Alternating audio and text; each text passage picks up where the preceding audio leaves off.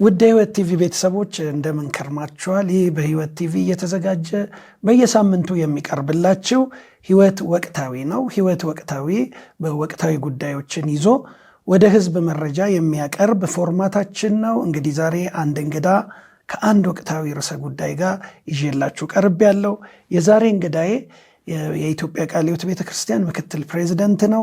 እንደገና የኢትዮጵያ ቃለ ሕይወት ቤተክርስቲያን ሰብአዊ ድጋፍና ልማት ኮሚሽን ቦርድ ሰብሳቢ ነው።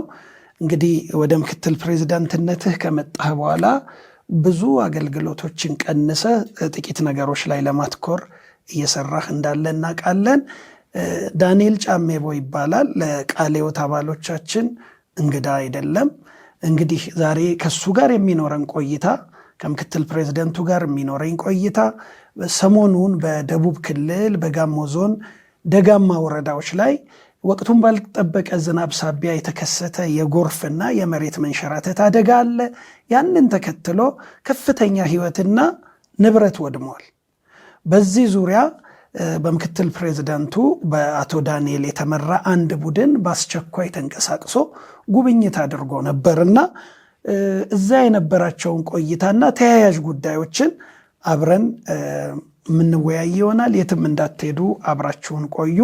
እንግዲህ አቶ ዳንኤል ጥሪያችንን አክብረህ ባጭር ጥሪ ስለመጣህ በዝግጅት ክፍሉ ስም አመሰግናለሁ። እንደው እንዳጠቃላይ እንደው ስሜቱ እንዴት ይገለጻል? አሁን በአንተ የተመራ አንድ ቡድን በስፍራው ሄዶ ቦታውን ረግጦ አይቶ ከህዝብ ጋር ተገናኝቶ መጥቷልና እንደው ያለውን ስሜት እስቲ ድባቡን ንገረን። እኔም በቅድሚያ ህይወት ቲቪን በጣም አመሰግናለሁ። ይህንን ጉዳይ ከፍተኛ ትኩረት ሰጥታችሁ ከችግሩ ከተፈጠረ ጊዜ ጀምሮ እየሰራችሁ ስለሆነ እግዚአብሔር ባርካችሁ ለማለት እፈልጋለሁ።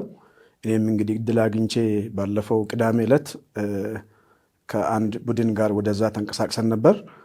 እንግዲህ በቦታው ላይ ስደርስ የነበረኝ ስሜት በጣም በጣም ከባድ ነበር። የመጀመሪያው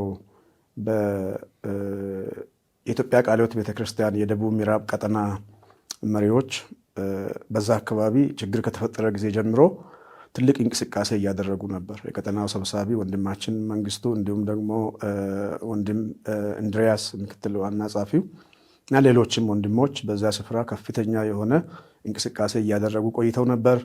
እኛን ተቀብለውን ከነሱ ጋር አብረን ያለ ሁኔታ ስንሰማ የሀዘኑ ድባብ የችግሩ ጥልቀትን መገንዘብ የጀመርኩት ከነሱ ካገኘኋቸው ጊዜ ጀምሮ ነው። በጣም ልባቸው አዝነዋል እና አላረፉም። ብዙ ትራቭል እያደረጉ ነው፣ ህዝቡን እያንቀሳቀሱ ነው።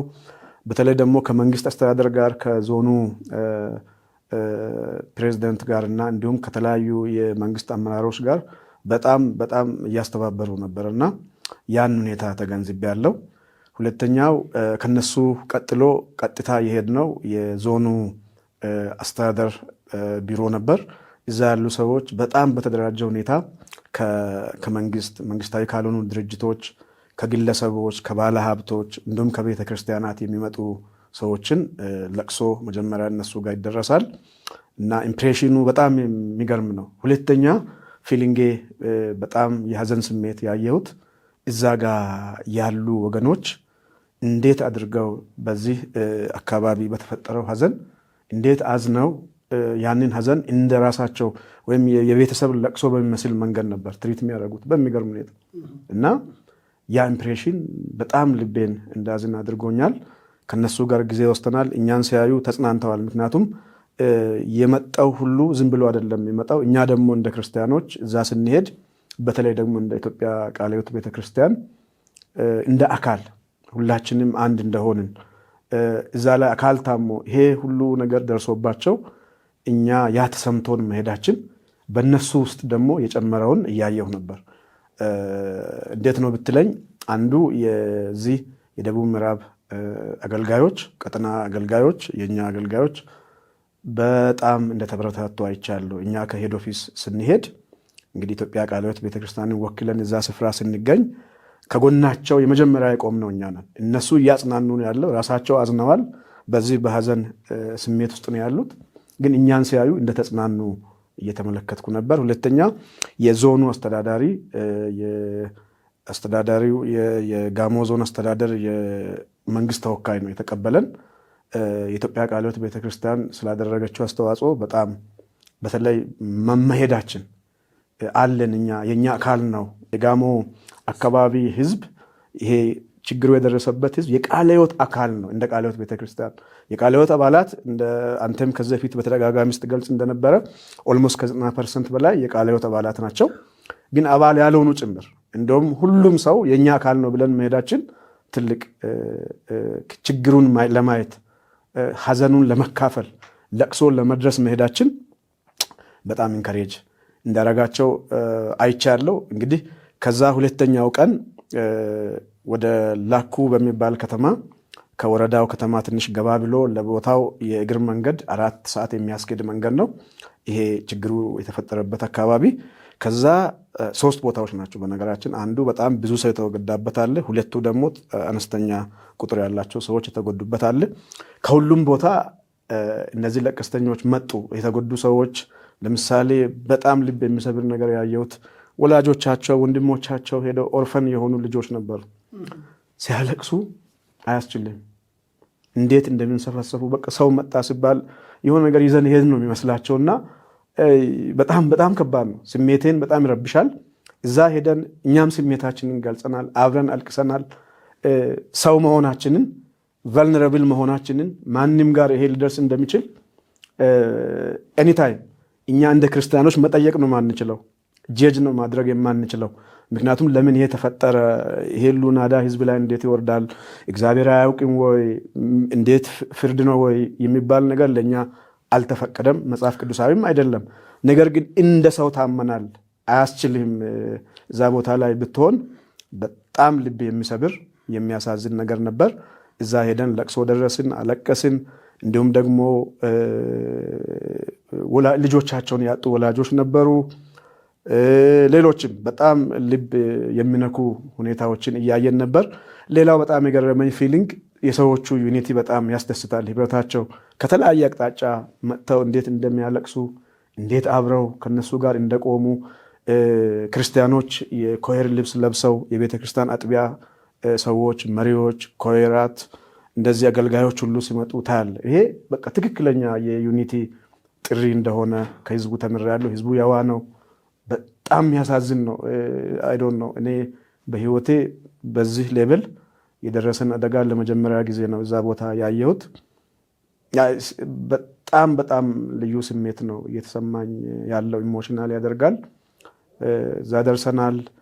ከዛ በኋላ የመንግስት አካላት መጥተው የመንግስታዊ ስርዓት ንግግሮች ተደርገዋል። እንዲሁም ደግሞ የባህል ስርዓት ተደርጎ ለቅሶ ካልሚኔት ተደርገዋል፣ ወይም የለቅሶ የመዝጊያ ፕሮግራም ተደርጎ ነበር። እኛም እዛ እድል አግኝተን ከኛ ቲም መጋቢ ቴዎፍሎስ ቃል አቅርበዋል፣ ጸልየዋል። እንዲሁም ደግሞ ሌሎች የመካነ ኢየሱስ ቤተክርስቲያን መሪዎችም ነበሩ። አብረን እዛ እንደ ቤተክርስቲያን ትሪት አድርገውናል። ቆመን በነሱ ፊት ለዚህ ነገር እንደመጣን ህዝቡም አክኖሌጅ አድርጓል። እንግዲህ ቤተክርስቲያናችንን ቢያንስ በችግር ጊዜ ከሰው ጋር መቆም የቤተክርስቲያን ጥሪ መሆኑን፣ የክርስቶስ መንገድ መሆኑን፣ ይሄን በማድረጋችን የኢየሱስን ትእዛዝና ህይወት የምናካፍልበት መንገድ መሆኑን ለማሳየትም እኛም የዛ አካል ለመሆን እድል ያገኘንበት አጋጣሚ ነው ብዬ ነው የሚወስደው። አዎ እንግዲህ ለምንድን ነው ይሄንን ጥያቄ የጠየቅኩህ? ከዚህ አካባቢ ከአመራሮችም ከአንዳንድ የህዝቡ አባላትም ከማህበረሰቡ አባላትም መካከል እንደገና ስልኮች ይደወሉልን ነበረ፣ ቪዲዮዎች ደርሰውናል፣ ፎቶግራፎች ደርሰውናል እና የእናንተ እዛ መሄድ የፈጠረው ትልቅ ስሜት ስላለ ነው ይሄንን የጠየቅኩ። ቤተክርስቲያን ፈጥና በመገኘቷ ብዙም ባይሆን ጥቂት ቁሳቁስም ለማደል የመጀመሪያ ዙር እንትን አደርጋቸዋል አይደለም? የምግብ ቁሳቁስ ልክ ነው። አዎ ይሄን ስናደርግ አፋችንን ሞልተን አሁን ወይም የሆነ ገንዘብ ወይም እርዳታ ይዘን ሄድን ለማለት ስለሚከብድ ነው እንጂ ባዶ እጃችን አልተገኘንም። ከልማት ኮሚሽኑ የተወሰነ ገንዘብ በማውጣት እህል ገዝተናል። እንግዲህ በደቡብ ምዕራብ ቀጠና በኩል ይሄ ጾታ ቀርበዋል። እነሱ የፍቅር መግለጫችንን እዛ ሄደን የሀዘን መግለጫችንን ነው። እንግዲህ በኋላ ላይ ያነሳለው ይሄ ከኛ ከብዛታችን አንጻር ካለን ተሰሚነትና በመንግስትም ደረጃ ካለን ኤክስፔክቴሽን አንጻር ምንም አይደለም። ግን በዋናነት አንተም ባለፈው እንደገለጽከው እኛ እዛ ቦታ የሄድንበት ዋናው ዓላማ ቁሳቁስ ወይም ስጦታ ወይም ድጋፍ ማድረስ ሳይሆን ፔይን ሼሪንግ ነው። ከነሱ ጋር ቁስላቸውን ለመካፈል እንዳለን በጣም ደስተኞች ናቸው። በአጋጣሚ ያገኘናቸው ግለሰቦችም አሉ። በኋላ ላይ ላነሳ እችላለሁ። በጣም ተጽናንተዋል ብዬ አስባለሁ። ያም ቢሆን ቀላል አይደለም። ለጊዜው አሁን መጠለያ ላይ ስላሉ በባዶ አይደለም የቆም ነው። ለጊዜው የሚሆን ለቀለብ የሚሆን ግብዓት ይዘን ሄደናል። በጣም ጥሩ። እንግዲህ አሁን ወደ 3 አካባቢዎች ተዘዋዙራችሁ እንትን ብላችኋልና እንደው ያለውን ሁኔታ ስንመለከት እናንተ በአካል በዚያ ስፍራ ተገኝታችኋል። ህዝባዊ መጽናናት፣ ጥሩ የሆነ የወገናዊነት ስሜት በህዝቡ መካከል አለ። የደቡብ ምዕራብ ቀጠና አመራሮች እጅግ ደስተኞች ናቸው። እንደው ከምልከታችሁ በህይወትና በንብረት ላይ የደረሰው ጉዳት፣ ማህበራዊ ቀውስ ውስጥ እንዴት ይገለጻል? ይሄ በጣም በጣም ማስተዋል የሚጠይቅ ነው። እኛ እዛ ቦታ ስንሄድ እንዲሁ በዘመቻ መልክ ዝም ብሎ አይደለም። በጣም ቀላል አይደለም። ይሄ አሁን አደጋ ሲባል ከሰዓታት በፊት ወይም ከጥቂት ደቂቃዎች በፊት የነበረ ኖርማል ላይፍ እንዳለ ነው የተደመሰሰው። ለምሳሌ ቤት ነበረ፣ ልብስ ነበራቸው፣ ልጆች ነበሩ፣ እናትና ልጅ አንድ ላይ ነበሩ፣ ቤተሰብ ነበር፣ ሀብት ነበራቸው፣ ያፈሩት እህል ነበራቸው። የተረጋጋ ሰላማዊ ህይወት እየመሩ ስለሆነ ተንቀሳቃሽ ሀብት እንዲሁም ደግሞ ቋሚ ንብረቶች ነበሯቸው። ከዛም ደግሞ አትክልት ነበራቸው፣ የጓሮ አትክልት ነበራቸው፣ ሌሎችም ነገሮች የነበራቸው። በነገራችን የተሻለ ኑሮ የሚመሩ ሰዎች ናቸው እዛ አካባቢ አደጋው የደረሳቸው ሰዎች። እንደውም ጂኦግራፊካሊ በኋላ ሳጠና የአካባቢ ልጆች የነገሩኝ እንደዚህ አካባቢ ላይ የሚሰፍሩበትን ምክንያት ለኑሮ ምቹ ነው። የደጋማ አካባቢ ሆኖ ግን በጣም ለም ነው። ብዙ ፍራፍሬን የደጋ ፍራፍሬን መስጠት የሚችል ነው። ኑሯቸውን ስቴብል አድርጎ የሚያቆይ ነገር ነው የሚያገኙት። እንደው ከእጅ ወደ አፍ ብቻም ሳይሆን በዛው ኑሮ በደንብ ጥሩ የሚባል የአርሶ አደር ላይፍ የሚኖሩ ሰዎች ናቸው። እንግዲህ ያ ነው ወደ አለመኖር የተለወጠው። ያ ኦል ኦፍ ሰደን ይሄ ነገር ሲመጣ ከነበረበት ወደ አለመኖር ነው የተቀየረው። እንግዲህ ይሄ ማለት የችግሩን ስፋት ጥልቀት እንድናይ ይረዳናል።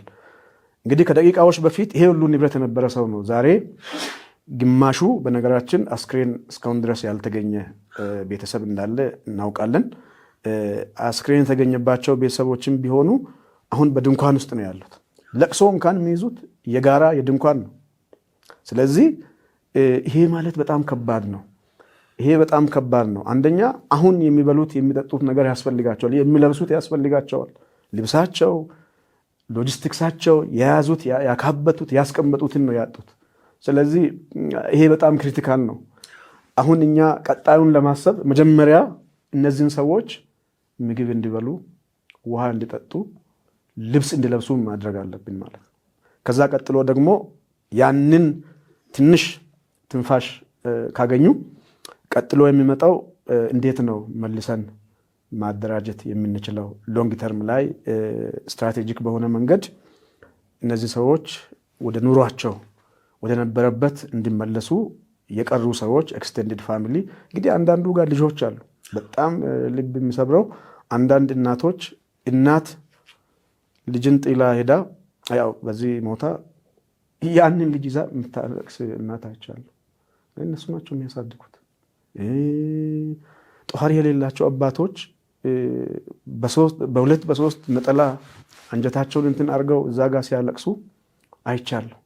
ይሄ እንዴት ከባድ ነገር ነው። ስለዚህ ዋናው ግንዛቤያችን የችግሩን ስፋት እና ጥልቀት እኔ ሄጄም አካባቢውንም ሄጄ በአይኔ እንዳየሁት በጣም ከባድ ነው። ለምሳሌ እነዚህ ሰዎች እንግዲህ ወደ እነሱ ለቅሶ ለመድረስ መሄድ ስለማይቻል ታራ እየባጠጡ በጣም ከባድ በሆነ መንገድ የ4 ሰዓት መንገድ ተጉዘው ነው የመጡት። አልቅሰው ወደዛ ቦታ ነው የሚመለሱት። ይህን ራሱ ስታስብ ያሳዝናል፣ ልብን ይሰብራል። አልቅሰው የህዝቡን መጽናናት ሊወስዱ የመጡ ናቸው። ሲሄዱ አስበዋል፣ ድንኳን ውስጥ ለቅሷቸውን ይቀጥላሉ። እና ይህንን እንድንገነዘብ ይፈልጋለሁ። አንዱ እንደው ዝም ብሎ አይደለም፣ ዘመቻም አይደለም፣ ማስታወቂያም አይደለም።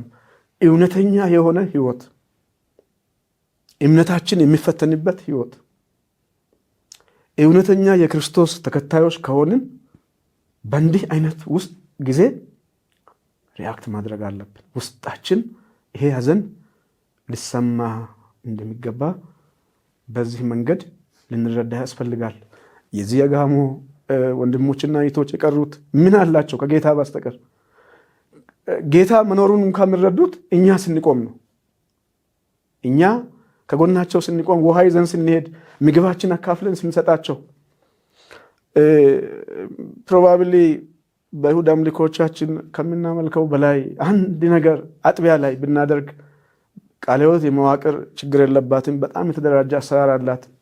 በህብረት ቀጠና ተያይዞ መጥቶ ቢደረግ እግዚአብሔር አምልኮ ብሎ የሰየመው አይነት ምላሽ እንደሚሆን አስባለሁና አንዱ ይሄ ነው። ሌላኛው ወደ ሌላ ሳትሄድ አንድ ነገር አያይዤ ልጠይቅህና እንግዲህ በቦታው ተገኝታችኋል፣ ከህዝቡ ጋር ተቃቅፋችሁ ስታለቅሱ ቪዲዮዎችን፣ ፎቶግራፎችን አይተናል።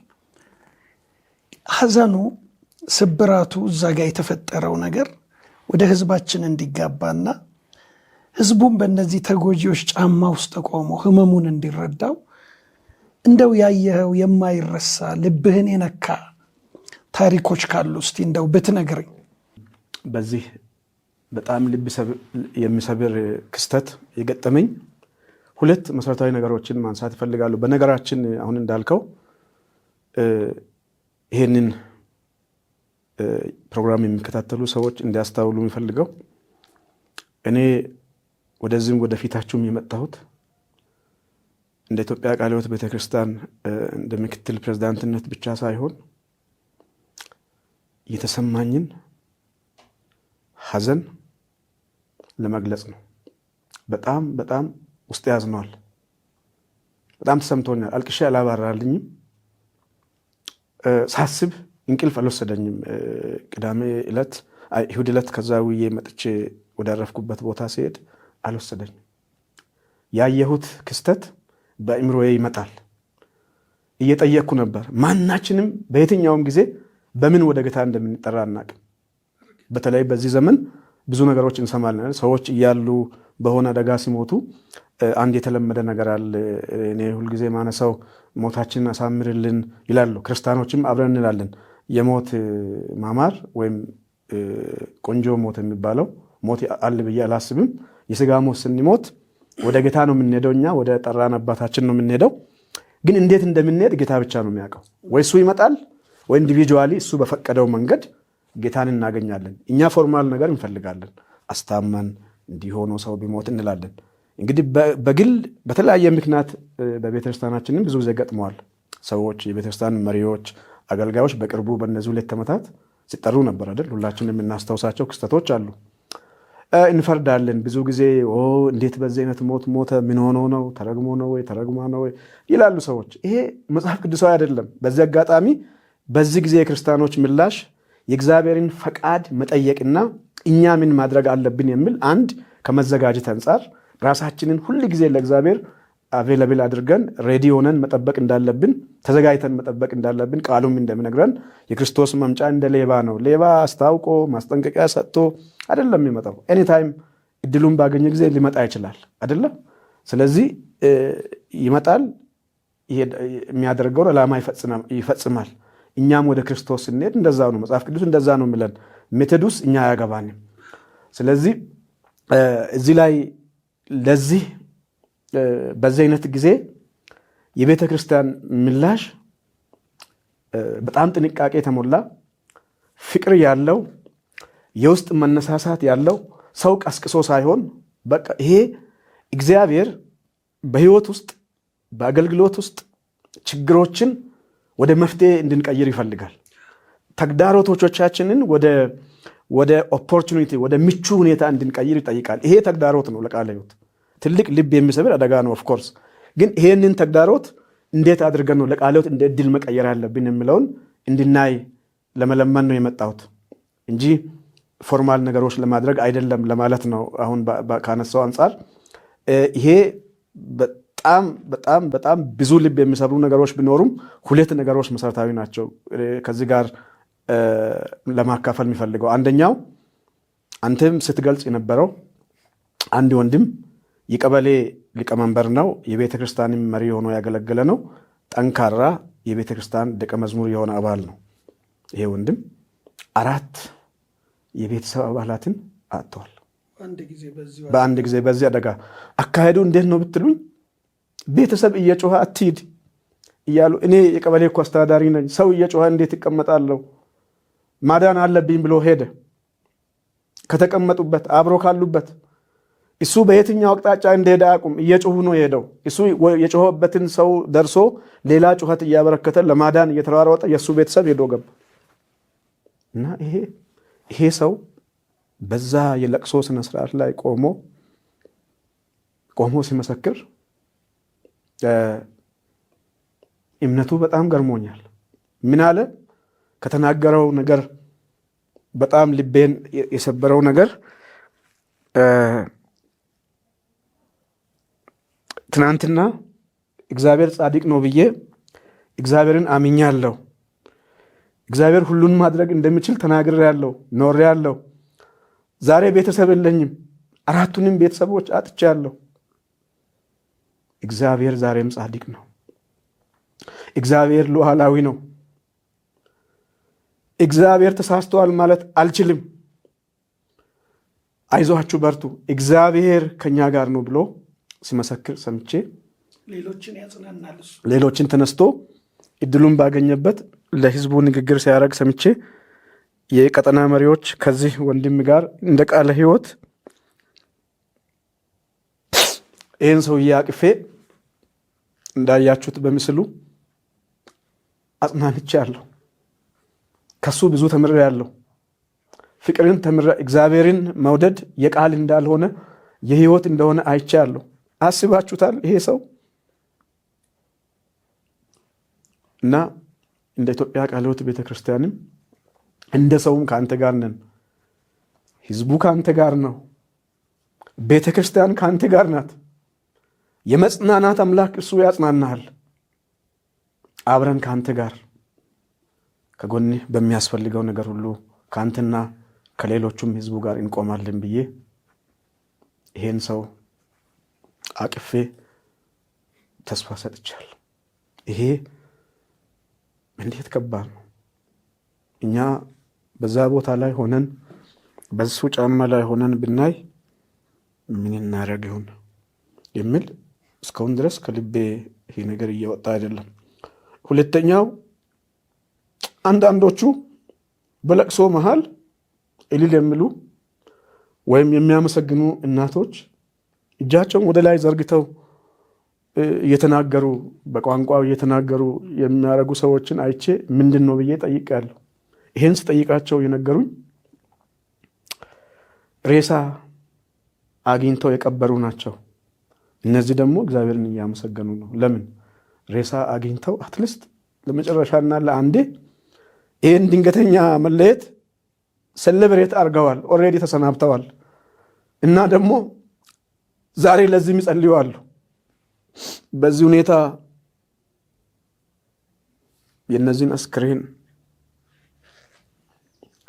ሳናገኝ ከምንቀር እግዚአብሔር ሆይ አግኝተን ሬሳ ስጠን ብሎ እየለመኑ ያሉ እስከ 40 የሚሆኑ ሰዎች እንዳሉ ከመንግስት አካላትም ከአካባቢ ከነበሩ የቤተክርስቲያን መሪዎችም ሰምቻለሁ። እነዚህ ሁለቱ ነገሮች እንደ ቃለ ሕይወት እንደ ቤተ ክርስቲያን ለኔ ብቻ ነው ብዬ አላምንም። እድሉን አግኝቶ በዚህ ሁኔታ ውስጥ ለተሳተፉ ሰዎች ሁሉ ትልቅ ትርጉም እንዳለ ትልቅ ነገር እንዳለ አይቻለሁ ለማለት ነው። በመልካሙ ጊዜ በሰላሙ ጊዜ የእግዚአብሔርን ቃል መስበክ መዘመር ቀላል ነውና እንዲህ ስንሆን ነው እምነታችን የሚፈተነውና እስቲ በእንዲህ አይነት ክፉ ቀናት ውስጥ እምነት ያለው ሚና እምነት ያለው ጉልበት እንዴት ነው? አስክሬንም አግኝተው እልል ማለት እኮ ትልቅ ነገር ነውና የሰዎች እምነት የሰበኩት ስብከት የኖሩት ክርስትና ለሌሎች ያስተማሩት መጽሐፍ ቅዱሳዊ ሕይወት በተጨባጭ ይፈተናል። እንዲህ አይነት ክፉ ቀናት ሲመጡ እንደው የእምነት ሚና እንደው በዚህ ላይ ለሌሎቻችንም መልእክት ይሆናል ብዬ ነው ይሄን ማነሳለህ። ያ እግዚአብሔር አስተምሮኛል። እነዚህ ሰዎች በሁለቱም መቅጣጫ የወንድማችን ምስክርነት በነገራችን ሌሎችም በጣም እንደተጽናኑ ሲናገሩ ሰምቻለሁ። እኛ ህዝብ አለን። የሚገርም ነው። እኔ በዚህ አጋጣሚ የአካባቢውንም ህዝብ በዚያ ዙሪያ ያለውን አንድ ቀበሌ እኮ አይደለም ይሄ የምልህ አንድ ወረዳም አይደለም፣ በአጠቃላይ በጋሞ ህዝቦች የተጠለሉ ወረዳዎችና ህዝቦች እዛ ስፍራ ተገኝተዋል። ረጅም የእግር መንገድ እየሄዱ እኛ በመኪና ስናልፍ በእግራቸው እየባከዋተኑ የሚሄዱ ሰዎችን አይቻለሁ። ይሄንን ሁሉ ሲያዩ ይሄ የእምነት አካል ነው ብዬ አስባለሁ። በእምነት ሊያጽናኑ ሄደዋል። እዛ ውስጥ ያለፉ ሰዎች ደግሞ በእምነት የማይቻለውን እንደሚቻል እምነት ተፈትኖ እንደሚወጣ ጸንቶ መቆምን ፐርሲቨረንስ የሚል ጽናትን እንደሚያሳይ ከነዚህ ሰዎች አይቻለሁ። እነዚህ ሰዎች በቃ እግዚአብሔርን ላፍታ አላኮረፉም። አንዳንድ ጊዜ ሰዎች የሆነ ነገር ሲሆን እግዚአብሔር ባለማወቅ የሚያኮርፉ ሰዎች ገጥመውኝ ያውቃል። እንዴት እግዚአብሔር እናቴ ላይ ወይም ቤተሰቤ ላይ እንደዚህ ያደርጋል? ልክ አይደለም፣ በዚህ ጊዜ አልጠብቅም የሚሉ ሰዎች አሉ። በጣም ሞኝነት ወይም ኤክስትሪም የሆነ ቅንነት ሊሆን ይችላል። ግን እነዚህ ሰዎች እንደዛ አይደለም። የሙጥኝ ብለዋል። በቃ እግዚአብሔር አለ፣ ህዝቡ አለ፣ ቤተ ክርስቲያን ከኛ ጋር አለ የሚል ስሜት። ያ ብቻ አለ። መንግስታችን አይታችሁ ከሆነ እዛ የነበሩ ትላልቅ የአገሪቱ ርዕሰ ብሔርን ጨምሮ ጠቅላይ ሚኒስትራችንን ጨምሮ አፈጉባኤ፣ ሌሎች ከፍተኛ ባለስልጣናት የቀድሞ ጠቅላይ ሚኒስትሩን ጨምሮ እዛ ቦታ ሄደዋል፣ አልቅሰዋል፣ ስሜታቸውን ገልጠዋል። ይሄ ማለት በጣም ትልቅ ነገር ነው ለነዚህ ሰዎች። ከዛ ያበለጠ ደግሞ ከማንም በላይ እንደ ቤተ ክርስቲያን የእምነታቸው ማጽኛ የሚረጋገጠው እኛ ከጎናችን ስንቆም ነው። የኛ እዛ ውስጥ መቆም ከነሱ ጋር አብሮ ማሳለፍ ብቻል ሄዶ ማየት እዛ ስፍራ ላይ ፊሊንጉን መረዳት ይህን እምነት የሚያጠነክር እና ደግሞ እምነት ለአገልግሎታችን በምድር ላይ ለምንኖረው ኑሮ ትልቅ መያዣ ትልቅ አንከር ወይም መሊቅ እንደሆነ ለመረዳት ችያለሁ። ትልቅ ነገር ነው። እንግዲህ አሁን አንተ እንደ ቤተ ክርስቲያናችን ምክትል ፕሬዚደንት ያንን ቡድን መርተህ እዛ ተገኝታችኋል። በቤተ ክርስቲያን ስም ቃል ገብታችኋል። እንግዲህ ይሄ እንደው ቃል መግባት ማለት እንደው በዚህ ደረጃ ላይ ምን ማለት ነው? ለዛ ህዝብ ያለው ትርጉም ቤተ ክርስቲያንም ያላት ልብ እንደው ጥያቄ በደንብ ተረድተህልኝ ከሆነ እስቲ በዚህ ዙሪያ ላይ ደግሞ ብናወራ። በጣም ከባድ ነገር ነው ያነሳው። እውነት ነው። ቃል ስንገባ እኔም ቲሙ እዛ የነበርን ሰዎች እኔ በተለይ እንደ ቤተ ክርስቲያን እንደተወከለ ሰው በዛ ስፍራ ቃል ስገባ አንደኛ በእምነት ነው፣ እኔም በማመን ነው። ህዝቡ ይቀበለኛል። እዛ ጋር ያየሁትን ስሜት የነበረውን እንዳለ ባመጣ ደስ ይለኝ ነበር። ያው የመጽናናቱ ነገር ከጊዜ ወደ ጊዜ በሰዓት በሂደት እንደ ሂሊንግ ስለሚመጣ እንጂ ይህን ጥያቄ እዛ ሆነን ባነሳ እንደዚያ ልናገርም ነበር። ሆኖም ግን የገባሁት ቃል የኢትዮጵያ ቃለ ሕይወት ቤተክርስቲያን ታማኝ ቤተክርስቲያን ናት። ለብዙዎች በአደጋ ጊዜ የደረሰች ናት።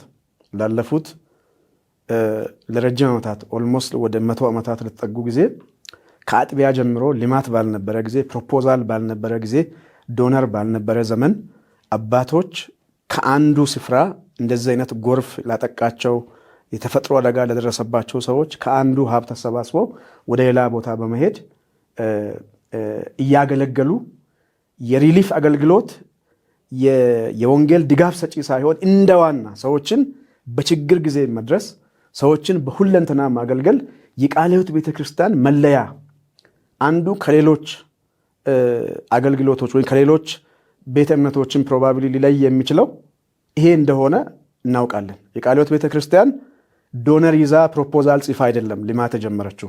ኦልሬዲ ለሰው ውሃ ታጠጣ ነበር። ቤት ለሌለው ቤት ሰርታ ትሰጥ ነበር። የቃለ ሕይወት ቤተክርስቲያን አጥቢያዎች የልማት ቀን አላቸው። ጤፍ እያጨዱ ገጠር ላይ በቆሎ እየቆፈሩ መንገድ እየሰሩ ከተማም ላይ እንደዚህ ተመሳሳይ ነገር እያደረጉ ለሌላቸው ሰዎች ሼር ያደርጉ ነበር። ያን ብቻ አይደለም። የረሃብ ድርቅ በደረሰ ጊዜ ለመጀመሪያ ጊዜ ለእርዳታ ሚኒስቴር ድጋፍ ይዞ የሄዱት የቃለ ሕይወት አባቶች ናቸው። ከህዝቡ ነው ያመጡት፣ ከውጭ ጠይቀው አይደለም።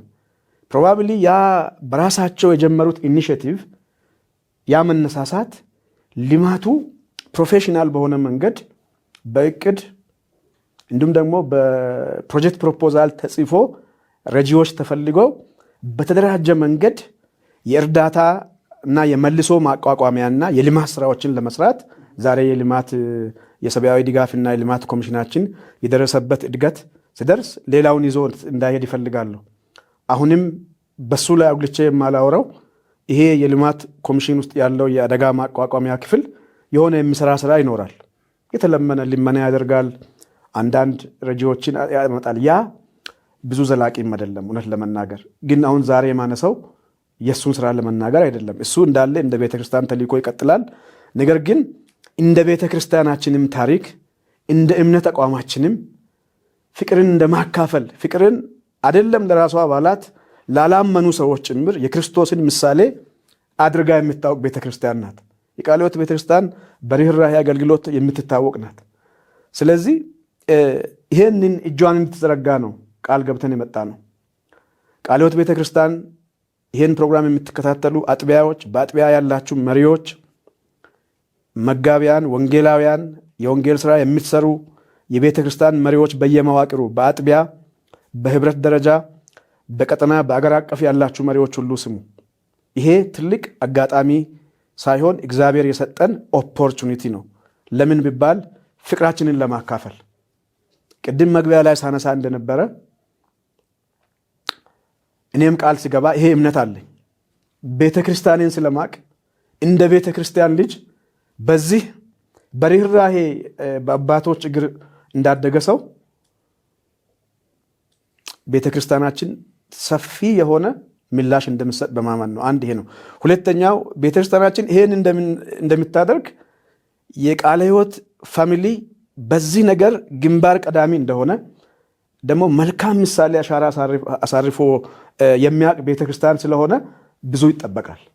መንግስት ይጠብቃል፣ ሌሎች ድርጅቶች ይጠብቃሉ። ቃለ ሕይወት ምን ታደርግ ይሁን የሚል የብዙ ሰዎች ጥያቄ ነው። ከብዛታችን አንጻር እግዚአብሔር ረድቶን በመከራ ያበብነን ቃለ ሕይወት ዛሬ በትንሹ ከ10 ሚሊዮን ህዝብ በላይ አላት። ከ10 ሺህ በላይ ቤተክርስቲያናት አጥቢያዎች አሉ።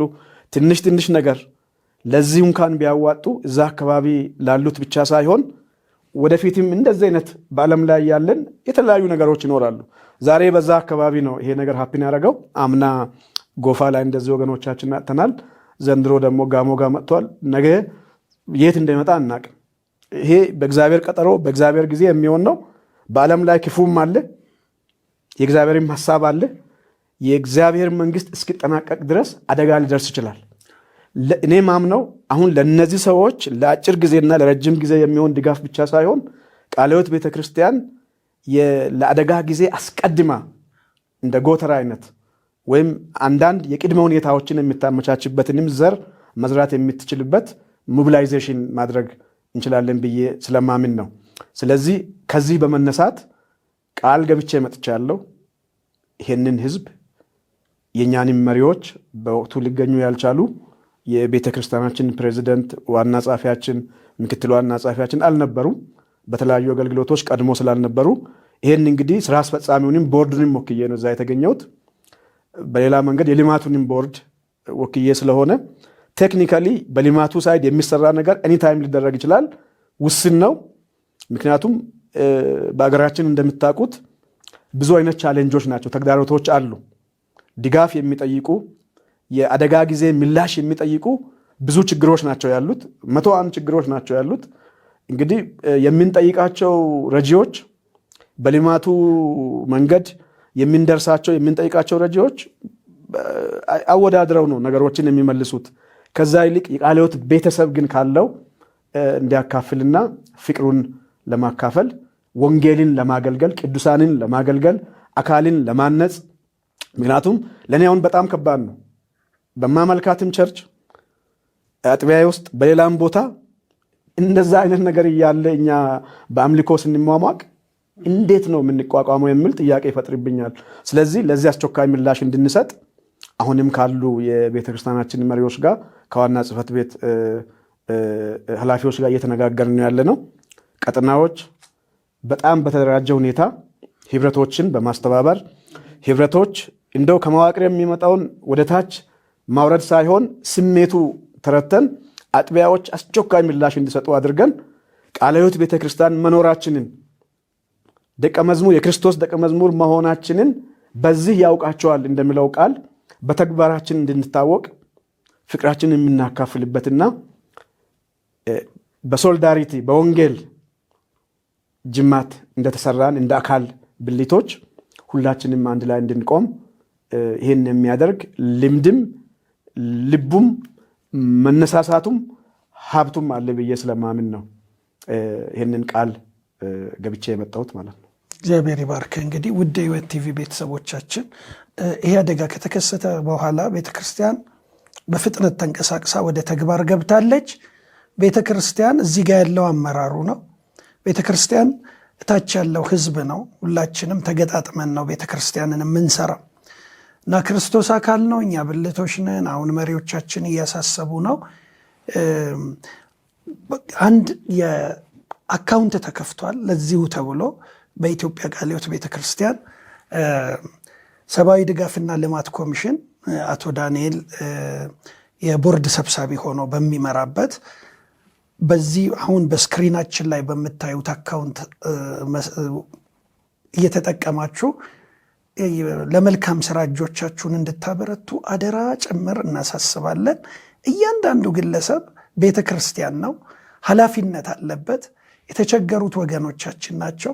አምልኮ ደግሞ በተጨባጭ መሬት ላይ የሚገለጽ ነው። ክርስቶስ ራሱን የሰጠን ወገኖቻችን ደጃሉ።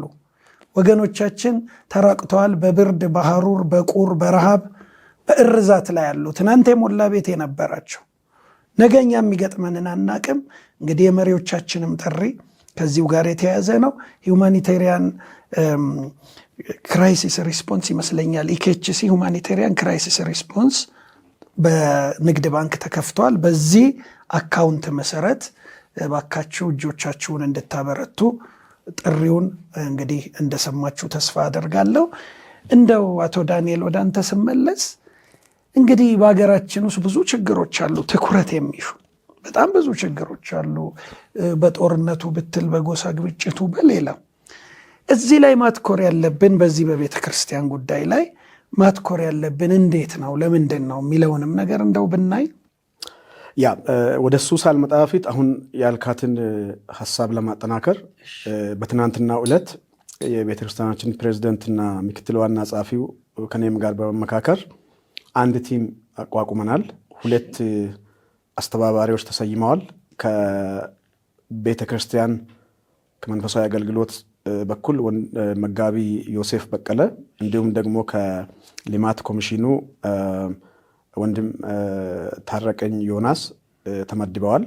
እንግዲህ እነዚህ 2 ወንድሞች ወደየቀጠና ወደየልዩ ህብረቶች እንዲሁም ደግሞ እነሱ በመነጋገር የሚያገኟቸውን አንዳንዱን መዋቅርም ተከትለው ሳይሆን አጥቢያዎችም ጋር መስመሩን እንደተጠበቀ ሆኖ መከተል እንደተጠበቀ ሆኖ ሊያገኟችሁ ይችላል። ስለዚህ የኢትዮጵያ ቃለ ሕይወት ቤተክርስቲያን ኦርጋኖች ወይም በመዋቅር ውስጥ ያላችሁ ቀጠናዎች፣ ህብረቶች፣ ልዩ ህብረቶች እንዲሁም አጥቢያ ላይ የምትገኙ ሁሉ ቅድም በተገለጸው አካውንት ገንዘባችሁን ስታስገቡ ወይም በዚያ ውስጥ ስጦታችሁን ስትልኩ ለእነዚህ ወገኖች እንድታስታውቁ እንዲሁም ደግሞ ወደ ቦታው ለመሄድ በሶዶ ከተማ ተሰብስበን ለመሄድ እያሰብን ስለሆነ መረጃዎችን በተከታታይ በሕይወት ቲቪ እንሰጣለን። እንዲሁም ደግሞ እነዚህን ወንድሞች እንዲሁም መንፈሳዊ ዘርፍ ምክትል ዋና ጸሐፊውንም አግኝታችሁ መረጃ ታገኛላችሁ። ተበታትነን እንዳንሄድ እንደ ቤተ ክርስቲያን እንደ ትልቅነታችን ብዙ ህዝብን እንደሚመራ ቤተ ክርስቲያን የጋራ ነገር ማድረግ ስላለብን በመደራጀት ምናልባትም በአንድ ዙር የተለያዩ አይነት ዙሮች ሊኖሩ ይችላሉ። አሁን ፓይፕላይን ላይ የሚጠብቁ ተዘጋጅተው ለመሄድ የሚጠብቁ ቀጠናዎች ነባር ቀጠናዎች ኦልሬዲ ወደ 6-5 ቀጠናዎች እንደተዘጋጁ እስከ ዛሬ 6 ሰዓት ድረስ መረጃ አለኝ። ሌሎችም እየጨመሩ ስለሚሄዱ ከነዚህ ወገኖች ጋር በመነጋገር እጃችሁን እንድትዘረጉ ፍቅራችሁን እንድታካፍሉ እንግዲህ ከንፈር መጠን የምናልፍ አይደለም። በቃ እግዚአብሔር ከነርሱ ጋር አለ ብለን አጽናንተን የምናልፍ አይደለም። እግዚአብሔር መኖሩ የሚታየው በዚህ ዘመን በእኛ በኩል ነው። እኛ ስናዝን ጌታ እንዳዘነ መንፈስ ቅዱስ በውስጣችን እንዳለ እናምናለን።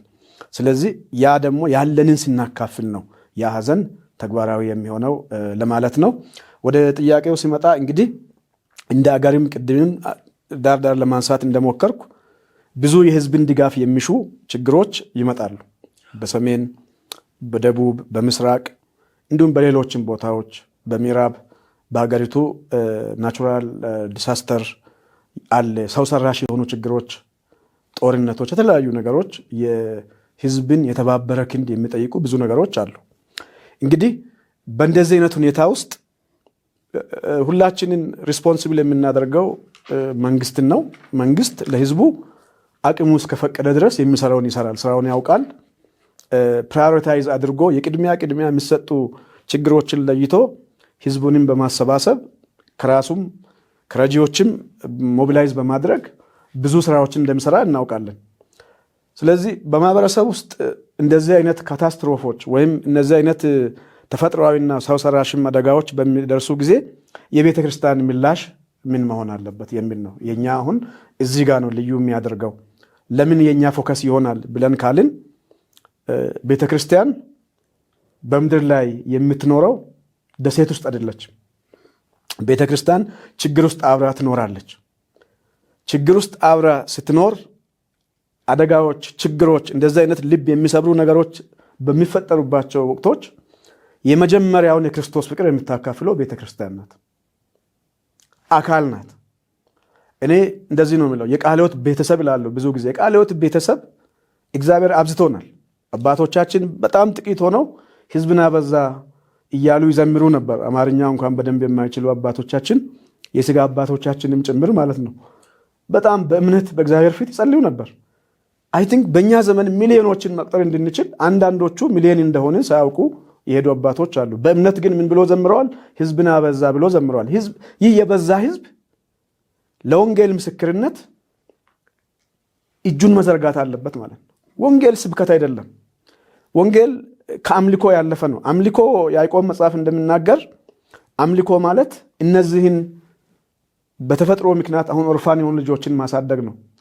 አምልኮ ማለት በዚህ ምክንያት ኢየሱስ ክርስቶስ ከነዚህ ከተናናሾቹ ለአንዱ ብታደርጉ ለእኔ እንዳደረጋችሁ ነው ብሎ እንዳላቸው ተሪዤ አልብሳችሁኛል፣ ተሪቤ አብልታችሁኛል፣ ታስሬ ጠይቃችሁኛል ስል እንደነበረ እንግዲህ ይሄንን አንዳንድ ሞኞች ያን ሲመልሱ በዛ ክፍል ማቴዎስ 20 ውስጥ ባለው ክፍል አንተ እንደዚህ ስትሆን እኮ አላየንም ስሉ አይ ከነዚህ ለአንዱ የተባለው ይሄ ነው። ስለዚህ ይሄን እድል እንጠቀማለን። አንደኛ የፍቅር ትእዛዝም ነው። ታላቁ ትእዛዝን የምንፈጽምበት ይሄ ነው። ታላቁ ትእዛዝ እግዚአብሔር አምላክን በፍጹም ነፍስህ፣ በፍጹም ልብህ፣ በፍጹም ሐሳብህ ውደድ አይደለም የሚለው። ከዛ ቀጥሎ ባልንጀራህን እንደራስህ ውደድ የሚላል። ስለዚህ እግዚአብሔርን ሆሪዞንታሊ እግዚአብሔርን መውደዳችን የምንገልጸው የእግዚአብሔር ቤተሰብ በመሆን ብቻ አይደለም። ይወድሃለሁ ወንድሜ፣ ይወድሻለሁ፣ አዝኛለሁ በደረሰብሽ አይደለም። ፍቅራችንን ስናካፍል ነው። ስለዚህ ታላቁ ትእዛዝ የምንፈጽምበት አንዱ ፕላትፎርም ስለሆነ ነው ለእነዚህ ሰዎች እጃችንን የምንዘረጋው፣ ፍቅራችንን መውደዳችንን የምንገልጠው። ክርስቶስን ከወደድን አጠገባችን ያለውን ሰው አንደኛ ዮሐንስ ምዕራፍ 3 ከ15-16 ክፍል ባለው ክፍል እንደምናገር አጠገባችንን ያለውን ሰው መውደዳችንን ስንገልጥ ይሄ ደግሞ ባለን ፊዚካል ነገር ከልብሳችን ከምግባችን ካለን ነገር ሼር አድርገን ለነዚህ ሰዎች ስናካፍል ነው ክርስቶስን እንደምንወድ የምንገልጸው። ስለዚህ ቤተክርስቲያን ይሄ ተልእኮ አላት። ሁለተኛው ቤተክርስቲያን መንግስትንም ህዝብንም ማገዝ ስላለባት ቤተክርስቲያን ቅድም ብያለሁ በደሴት ውስጥ አይደለችም። በማህበረሰብ ውስጥ መንግስት ቻሌንጅ ውስጥ ሲገባ ህዝብ ሲቸገር ወንጌል ለሰዎች ሁሉ የሚነገር የምስራች ቃል ስለሆነ ያን የምስራች ቃል ተሸክመን ስንሄድ ደግሞ እኛ የክርስቶስ ልብ ስላለንና ክርስቶስ ለተራቡ ለታረዙት ለደካሞች ለድሆች ወንጌልን ሊሰብክ ስለመጣ ለተጎዱ ይላል ቃሉ አይደለ ለተጎዱ ሰዎች ወንጌልን ሊሰብክ ስለመጣ እኛም ደግሞ ይህን የወንጌልን ችቦ ይዘን በቤተሰባዊነት በወገንተኝነት እንኳን ሳንለይ አይደለም የኛ አካላችን እንደዚህ ሆኖ ትናንትና እንደኛ ያመልኩ የነበሩ ትናንትና እንደኛ ይዘምሩ የነበሩ ቤተክርስቲያንን ይመሩ የነበሩ በተለያየ ኃላፊነት ያገለገሉ ሰዎችን አጥተን ቀርቶ ሌሎችም ሰዎች እንኳን ቢሆኑ እኛ የወንጌል ችቦ ይዘን በጎን ደግሞ መጽሐፍ ቅዱሳችንን በአንድ እጅ ይዘን በሌላ እጅ ደግሞ ጓዝ ይዘን ዕቃ ይዘን ልብስ ይዘን ምግብ ይዘን ገንዘብ ይዘን መሄድ ስላለብን ነው። ይሄ መለኮታዊ ጥሪም የምንፈጽምበት መንገድ ስለሆነ ነው። ትልቅ ነገር ነው። እንግዲህ ክርስትናውን ወደ መሬት ማውረድ ማለት ነው። ክርስትናውን ወደ መሬት ማውረድና አቶ ዳንኤል ትልቅ ነገር ነው ያነሳህልን። እግዚአብሔር ይባርክህ። አንደኛ አሁን ትናንት ሄደህ ላያቸው አቅፈህ ላጽናናቸው የእግዚአብሔር ቃል አካፍላችሁ ቆማችሁ ላያችሁት ህዝብ ለጋሞ ህዝብ፣ ሁለተኛ ደግሞ ለቀረነው ለኛ የሚተላለፈው መልእክት እንደው ጠንከር አድርገህ እንደው ለህዝባችን ብታስተላልፍልን። እሺ፣ በጣም አመሰግናለሁ። እንግዲህ በጌታ የተወደዳችሁ በጋሞ ህዝቦች በጋጫና አካባቢ በዚህ ተፈጥሯዊ አደጋ ምክንያት ወላጆቻችሁን ቤተሰቦቻችሁን ላጣችሁ ሁሉ እናንተ ውስጥ እምነትን አይተናል። እናንተ ውስጥ ትክክለኛ የሆነውን የክርስቶስን ፍቅር አይተናል። ትናንትና የነበረው ክርስቶስ አሁን ሐሳባችን አይቀይርም ስትሉ በጆሮአችን ሰምተናል። እናንተም ከኛ ጋር ከጎናችን ስለሆናችሁ እንበረታለን አይዟችሁ ስትሉ ሰምተናል። ወንድሜ እንደዛ ነው ያለኝ። እንደው ከዚህ ጋር ቅድም አቅፌ ይሄን ሰው በርታ የኢትዮጵያ ቃለ ሕይወት ቤተክርስቲያን በርታ ትላለች ስለው አይዟችሁ እግዚአብሔር አሁንም ይረዳኛል ነው ያለው። ስለዚህ አሁንም ይህ ያመናችሁ ጌታ ከእናንተ ጋር ነው። እግዚአብሔር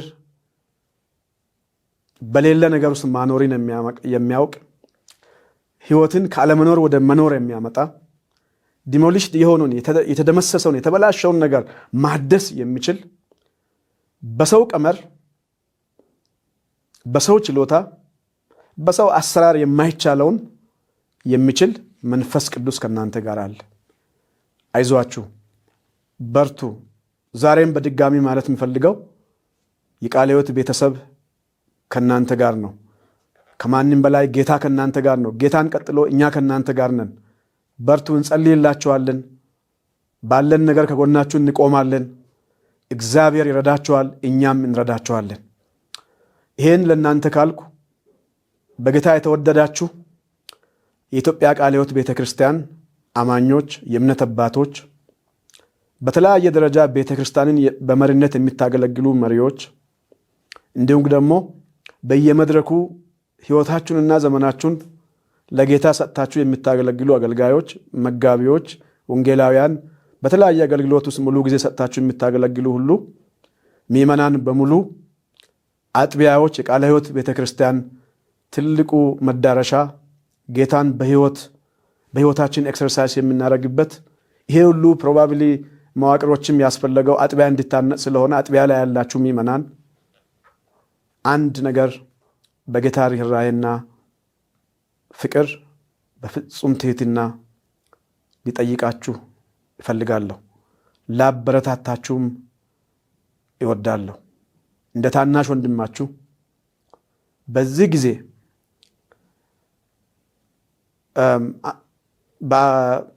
በሁለተኛ ቆሮንቶስ ምዕራፍ 9:7 ጀምሮ እንደምናገር ማንም መስጠት የሚፈልግ በልግስና ይስጥ፣ ልቡ ሳይከብድ ይስጥ፣ እግዚአብሔር እንዳሳሰበው ይስጥ በሚል መርህ መሰረት ሁላችሁም ልባችሁ እንዳሳሰበ ከልብ በሆነ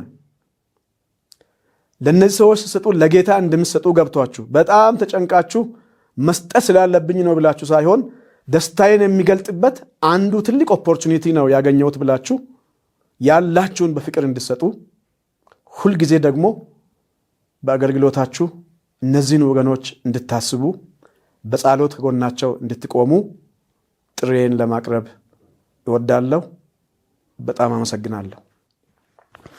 እንግዲህ አቶ ዳንኤል በአጭር ጊዜ ውስጥ ነው የጠራንህ። አንተም ከተጣበበ ጊዜ ከዚህ ከቤተ ክርስቲያን ጉዳይ የሚብስ ነገር የለም ብለህ ስራህን አቋርጠህ ነው የመጣኸው። በመላው የሕይወት ቲቪ ቤተሰቦች በኢትዮጵያ ቃለ ሕይወትና በቴሌቪዥኑ ተከታታይ ቤተሰቦቻችን ስም ላመሰግንህ እፈልጋለሁ። ይሄ የቤተ ክርስቲያን ልብ ነው። በቤተ ክርስቲያናችን ውስጥ የኖረ ባህላችን ነውና እግዚአብሔር ይባርክ። ውድ ሕይወት ቲቪ ቤተሰቦች ሕይወት ወቅታዊ ዛሬ ይሄንን ይመስላል።